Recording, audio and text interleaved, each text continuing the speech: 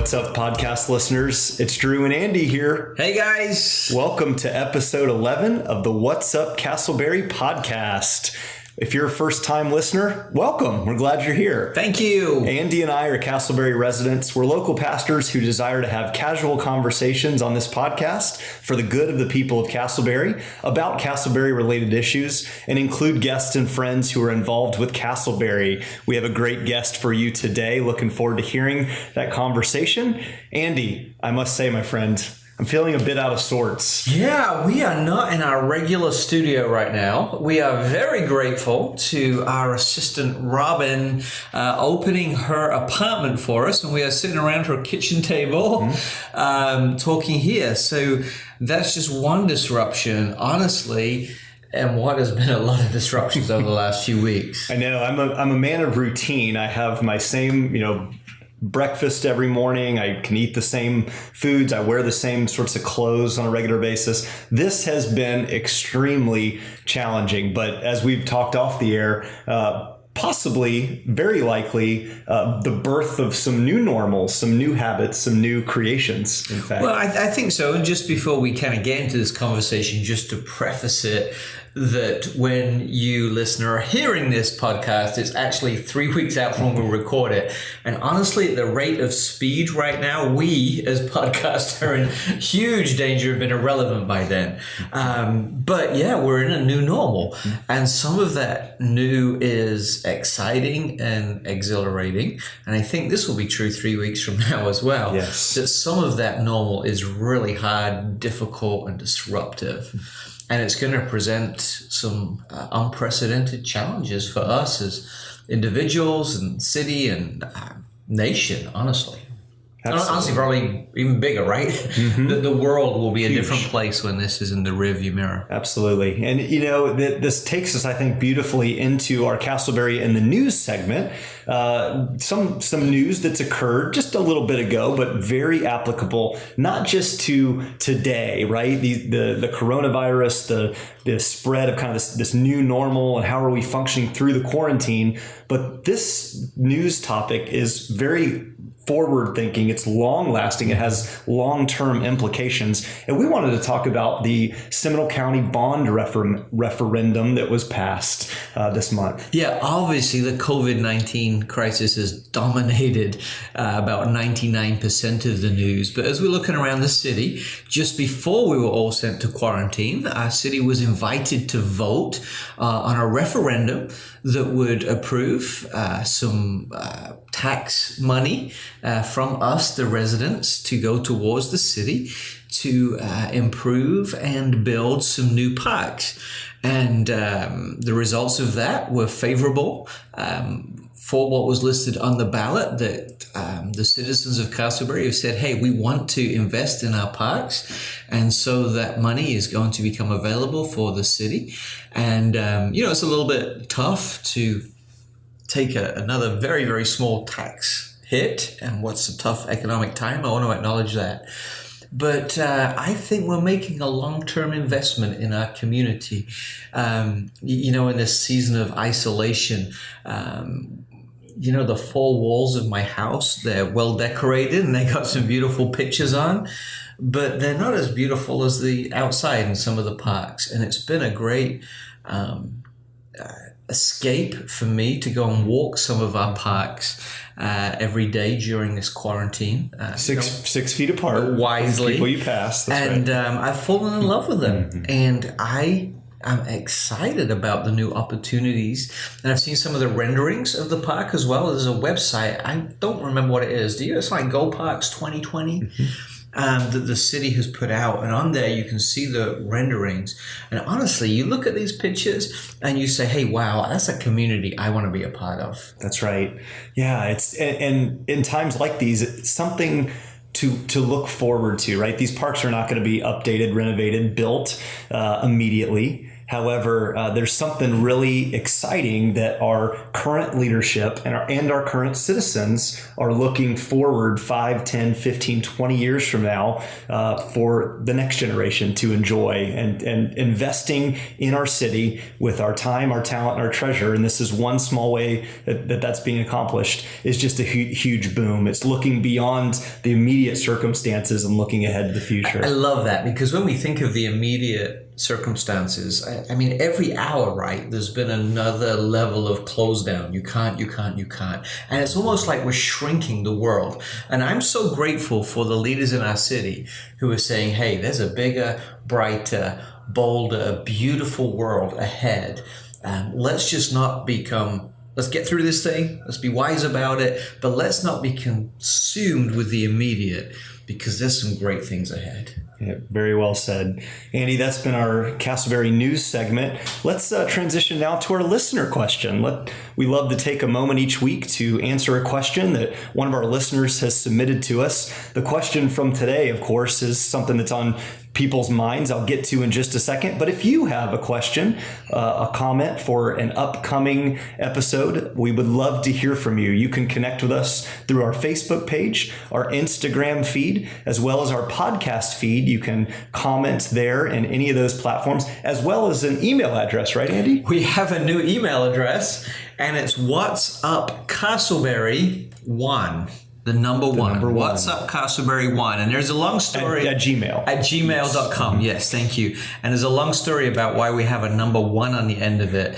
And that has to do with my my lack of understanding about how Google works. But that's a story for another day. That's all right. Well, What's Up Castleberry 1, because we are the number one there you go. podcast in Way Castleberry. to redeem my mistake. Boom, What's Up Castleberry 1 at gmail.com. So we love hearing your questions in those different formats. This is a question I've heard several times. It says, hey guys, what are some resources available for people regarding jobs, food, care in and around Castleberry? And obviously, I'm assuming the question's being asked in light of events. Who's doing what? How can people get connected? And that's a great question. And I'll start this, Andy, by saying that our upcoming interview in just a few moments, Community Resource Network, is a great first point of contact, particularly for those, if you know somebody in your network or you yourself are homeless and don't have permanent residence. There's some great opportunity to connect there. But Andy, do you want to flesh out some of the other ways in which our community is serving? Yeah, and I think this question is coming more into focus as we realize the weight of the current crisis we're in and are coming through. Honestly though, Drew, I wish there was a one-stop answer to that question. But because as we talk about in our interview, there's not, because everybody's situation is difficult and unique. In terms of food, there are some fantastic pantries around town. Christian Help, Christian Sharing Center, Second Harvest, all do incredible work there.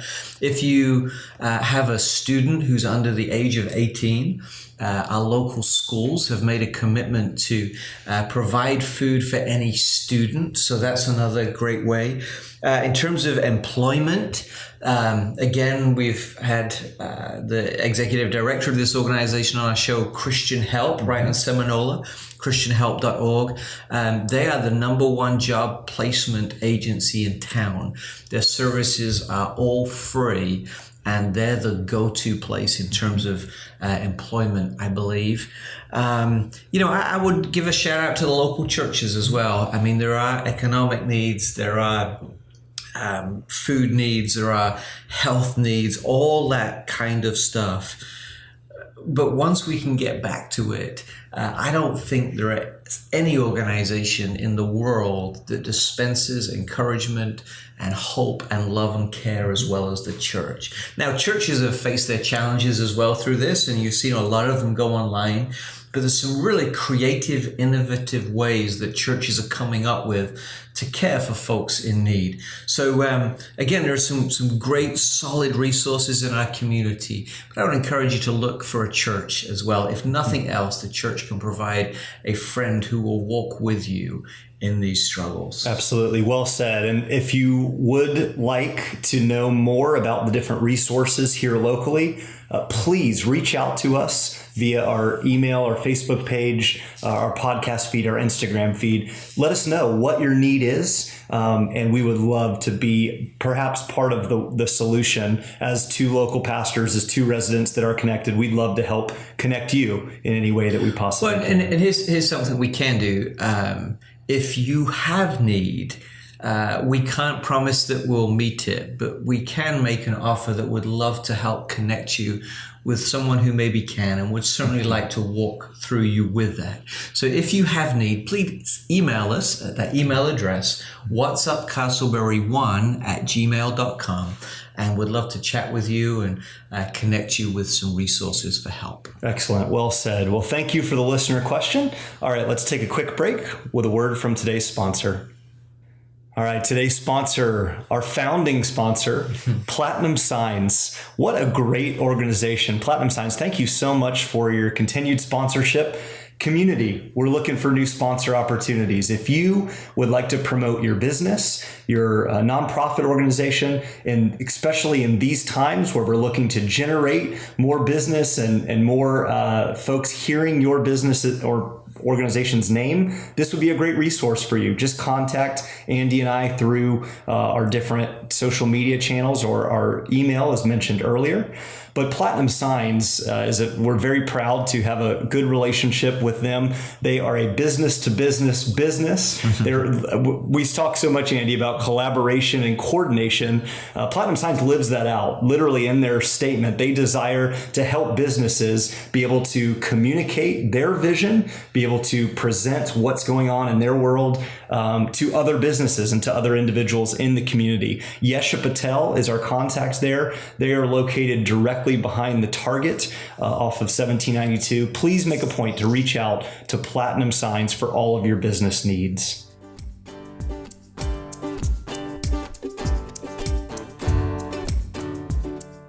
All right, welcome back. We have been busy during that little break rearranging our social parameters as we have added another guest to our table today. We're all at the right distance from each other, so no inappropriate sharing here, at least not in terms of the physical space. Who knows what the conversation is going to go. But we have a very, very special guest with us today that we are honored has come to join us today. His name is Evan Smith, the Director of Faith Partnerships at Community Resource Network, an organization in our community that exists to serve our community and to help folks in need. Evan, we are delighted that you're here. Welcome. I am delighted to be here. I mean, needless to say, when I first heard that y'all were doing this podcast, it got to the top of my bucket list of things that I wanted to do in life. So here I am, crossing that off. So thank you both for having me. That's right. Again, afterwards we'll help you with a new bucket list. That's a part of the process. Yeah. So Evan, tell us a little about yourself, who you are, and what you do. Yeah. So as you mentioned, I work for Community Resource Network. And we are a startup nonprofit. I'm director of Faith Partnerships. But a little bit about me personally, I am from Seminole County. I'm from a little town called Sanford, right around the corner. Not so little anymore, though. No. I guess that's another podcast episode. But yeah, I'm born and raised in Sanford. Went to Seminole High School. Graduated from the University of North Florida up in Jacksonville, where all my family is now. But I'm here working for Community Resource Network, which as I said, is a startup nonprofit. We're just over 2 years old.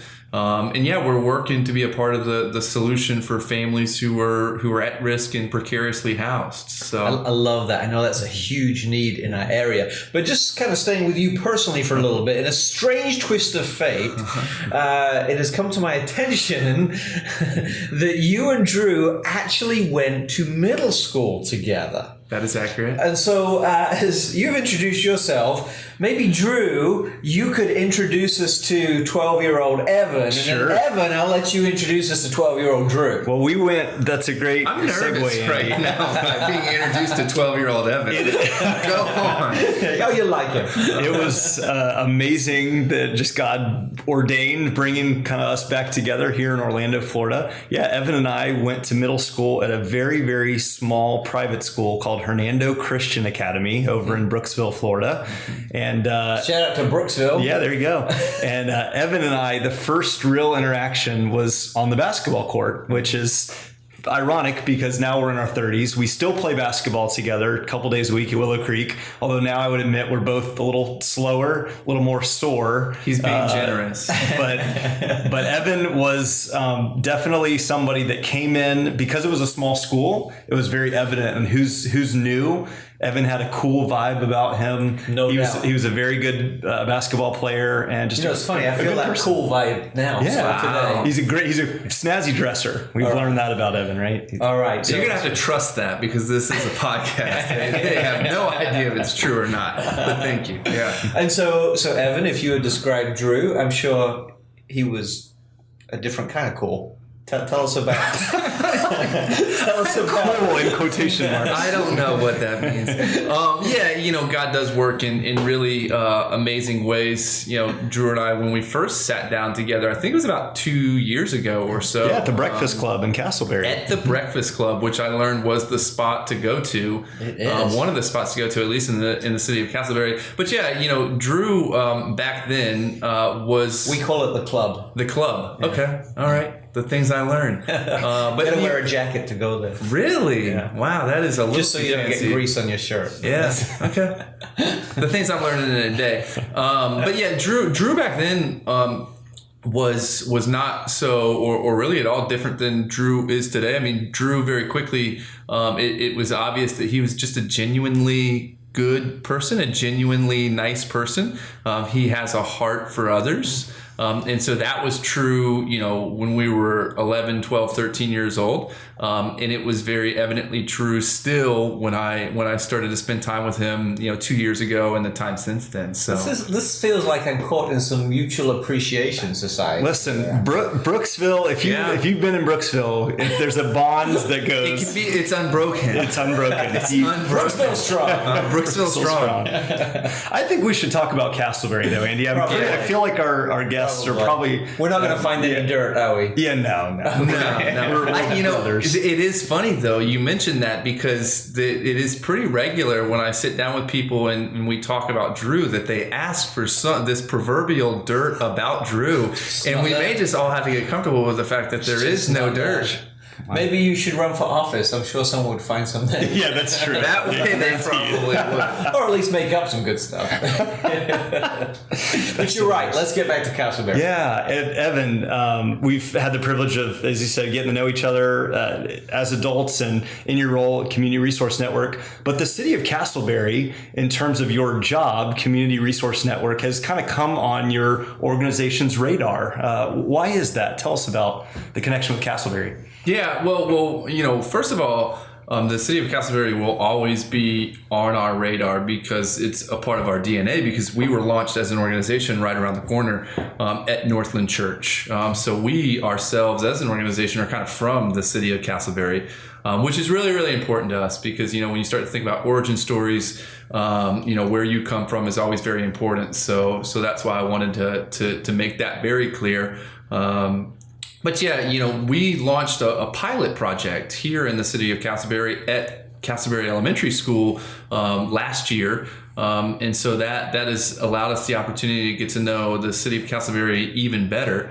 And so this pilot project at Castleberry Elementary School was just focused on finding ways and finding the best way to support families who are precariously housed, have students at Castleberry Elementary who are living in that type of situation.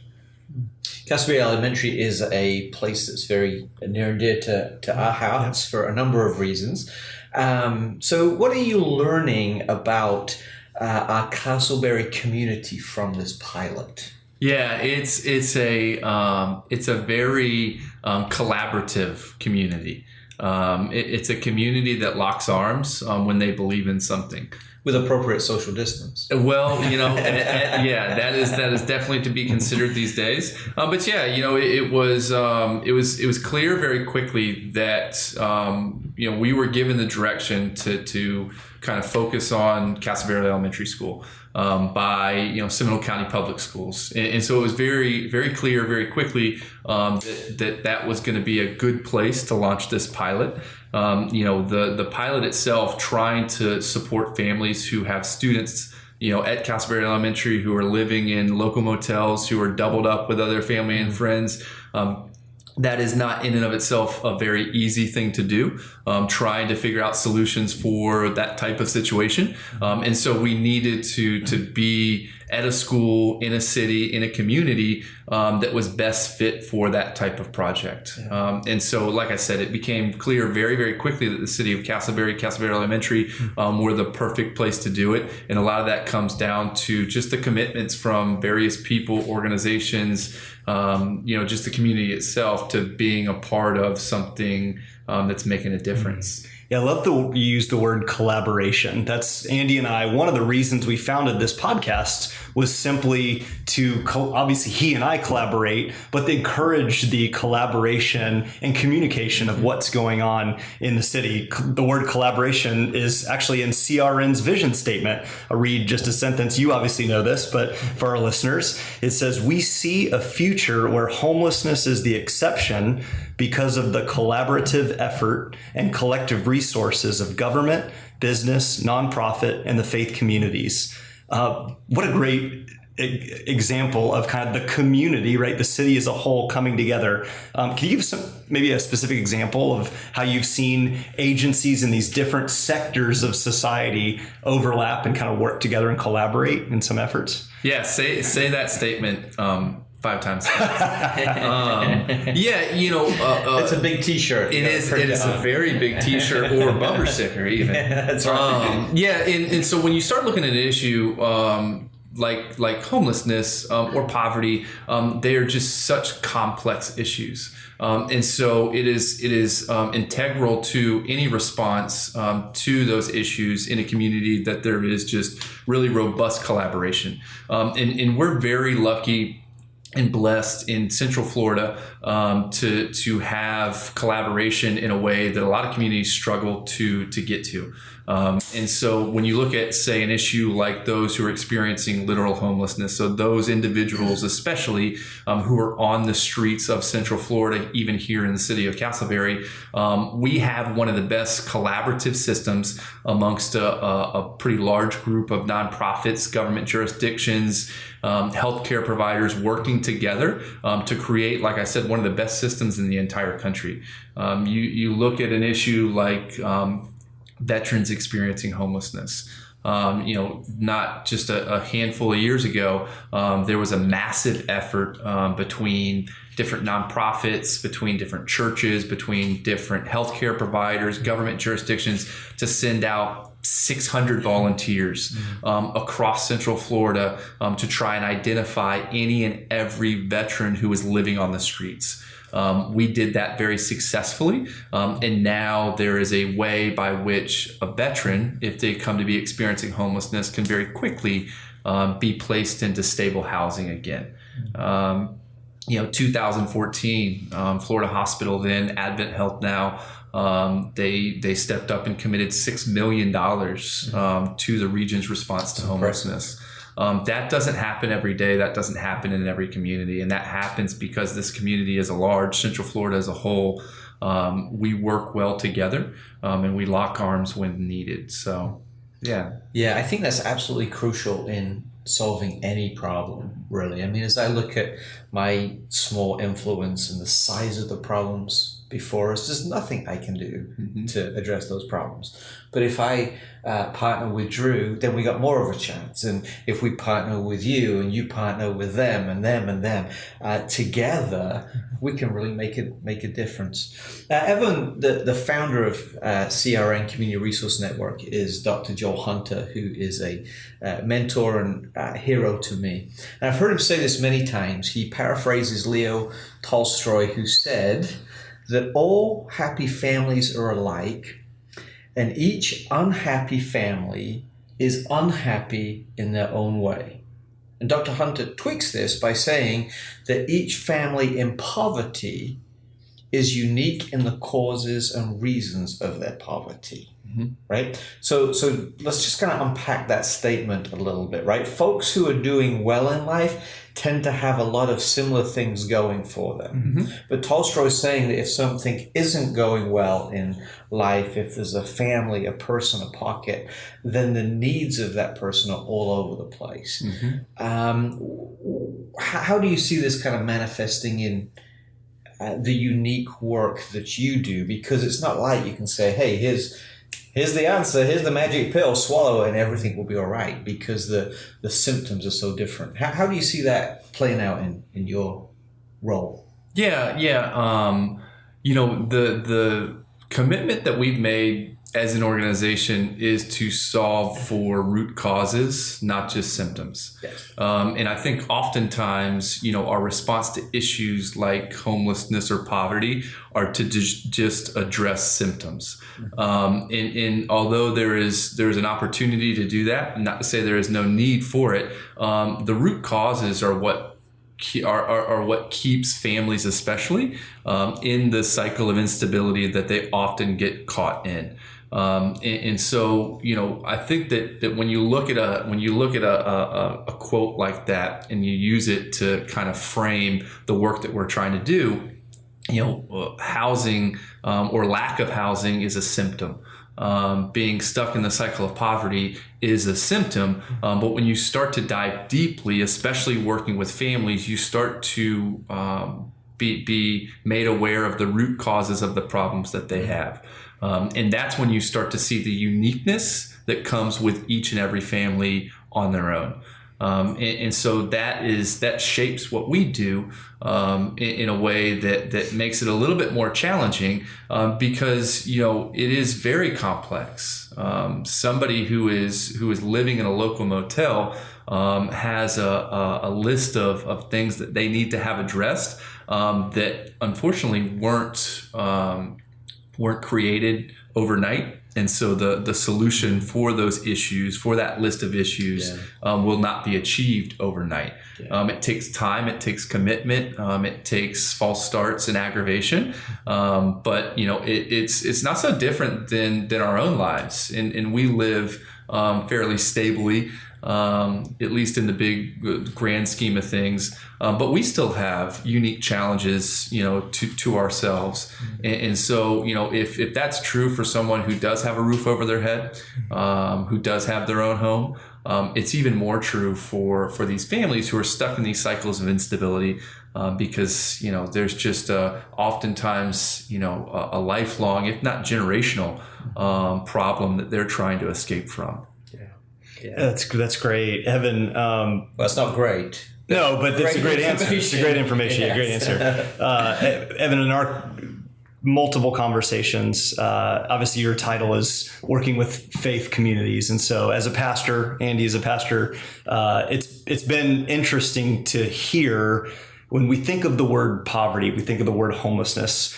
Oftentimes, even folks that really, whether you're part of a church community or not, you want to help, but that can feel just so overwhelming, and for the individual feel like I'm powerless to make any sort of impact, right? What would you tell our listeners that are some opportunities if they I assume, are going to be engaged and connected. Hey, what is Community Resource Network? How can I come alongside practically? Can you give us 2 or 3 just tangible ways in which individuals that are listening to this podcast today can be a part of the work that y'all are doing in Central Florida? Yeah, I mean, we've talked about it a couple times already. Collaboration is the key when we look at issues like this, even for an individual in a community to be a part of the solution. So whether it's partnering with and collaborating with Community Resource Network, or staying local and being very closely connected, maybe by financial support or volunteer hours committed to a local organization. I mean, there are some wonderful organizations that are not so far from where we're sitting today. The Christian Sharing Center, Christian Help, 2 great examples. So I would encourage people, individually, to make a commitment to organizations like that, especially that they just keep showing up. That it's never a one-time thing, that they make a commitment to the organization and the clients of that organization. And then also, this is what I always at least try and say, is, there's a lot to be said for the humanity that's involved, or the lack thereof, when it comes to an issue like homelessness.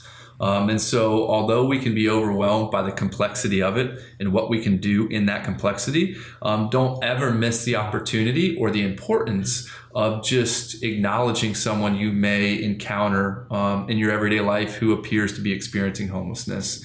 A wave, a hello, just a few moments of conversation, if that's safe, if that's comfortable for you, can really change someone's life, because the issue of homelessness and the experience of homelessness can be one of the most isolating experiences somebody has to go through, especially those who are living on the streets. They have hundreds of people oftentimes passing by them every day, and most of the time acting as though they don't even exist.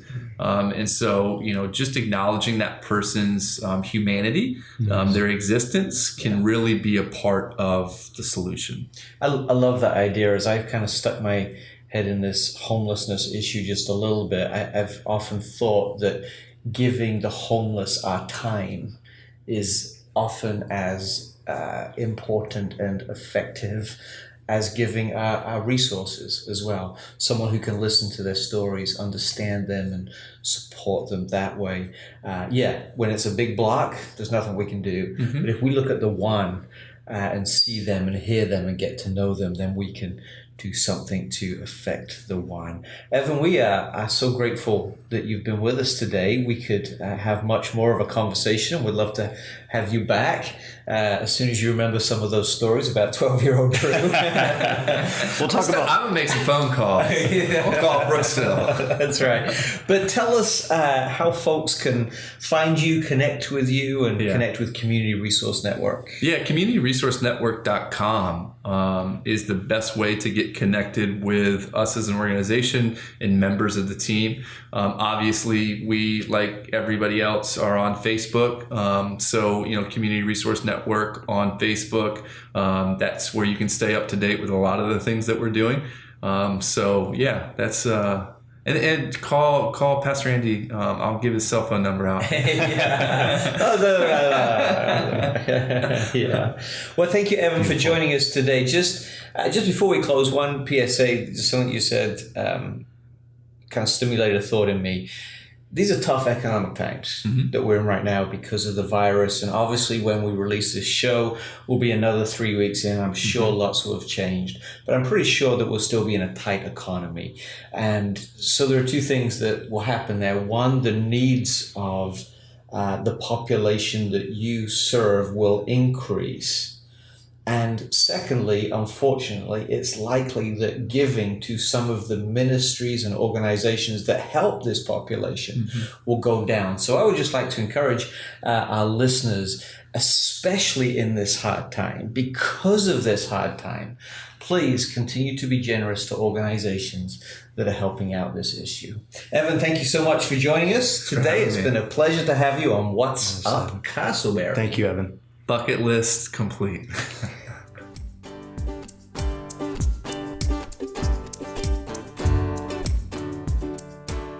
Wow, what an insightful interview from Evan. Love all that he's doing, love his understanding of it, and love how he's leading our community to address some of these very real issues. As we prepare to wrap up, we have our inspirational thought for the day from Drew. Yes, this is one that would be familiar to you listeners, I assume, and applies very much to what we heard from Evan. Do or do not. There is no try. And that's Yoda from Star Wars. And no, I will not do the Yoda voice. I was waiting for that. I knew you were. Do or do not. There is no try. My encouragement, our encouragement to you is in whatever way, in your little pocket of the world, engage in our community. Do something, even in the effort. That is significant. It means that you are working for the peace and the prosperity, the good of our city. So thank you for the efforts that are being made. Continue on. And if you haven't taken a step, take a step in faith and know that we're here to encourage you along the way. This is a time to do for one another. As the needs increase. We hope you've enjoyed this episode of the What's Up Castleberry podcast, a casual conversation about our community.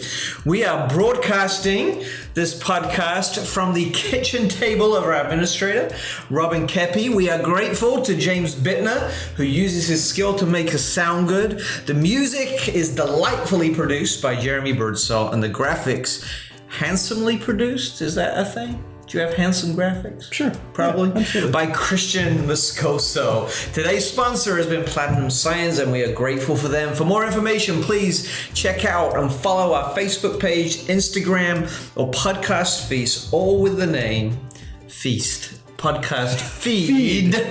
Wonder what's on my mind. You're hungry. All with the name What's Up Castleberry. Like and subscribe to our podcast, and please rate us and review us. Until next time, Castleberry, have a great week.